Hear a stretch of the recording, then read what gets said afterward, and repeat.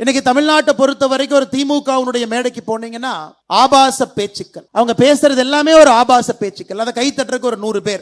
அதை முதலமைச்சர் மு.க. ஸ்டாலின் அவங்க எல்லாம் கை தட்டுறாங்களே, அப்ப நம்ம சரியான பாதையில தான் போறோம் அப்படின்னு ஒரு மாய உலகத்தில் அமர்ந்திருக்கின்றார்.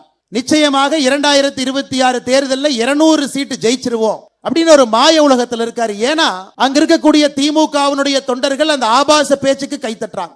2 நாட்களுக்கு முன்பு ஒரு திமுகவினுடைய அமைச்சர் சொல்றாங்க, வடநாட்டுல பாருங்க பன்னிக்குட்டி குட்டி போடுற மாதிரி எல்லாம் குட்டி போடுறாங்க, அதற்கும் கை தட்டுறாங்க.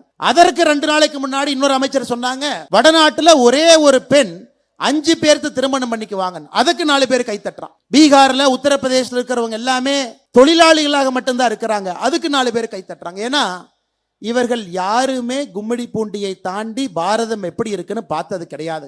இவர்களுடைய மாய உலகத்துல 1967 இந்த மாய உலகத்துக்குள்ள மாட்டி இருக்கிறாங்க. தமிழ்நாடு பார்டரை தாண்டி பாரதம் முழுவதும் போனாங்கன்னா தெரியும் இந்த நாட்டினுடைய வளர்ச்சி.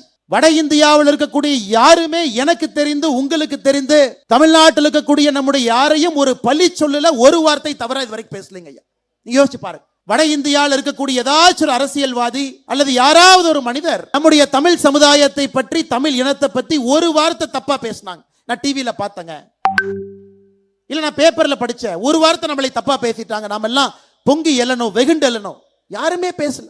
ஆனா இங்க இருக்கக்கூடிய திராவிட முன்னேற்ற கழகத்தினுடைய தலைவர்கள் மட்டுமே தொடர்ந்து ஒரு மாநிலத்திற்பவங்களை கூட தப்பா பேசுறாங்க. காரணம் என்னன்னாங்க ஐயா, இன்செக்யூரிட்டி, பயம்.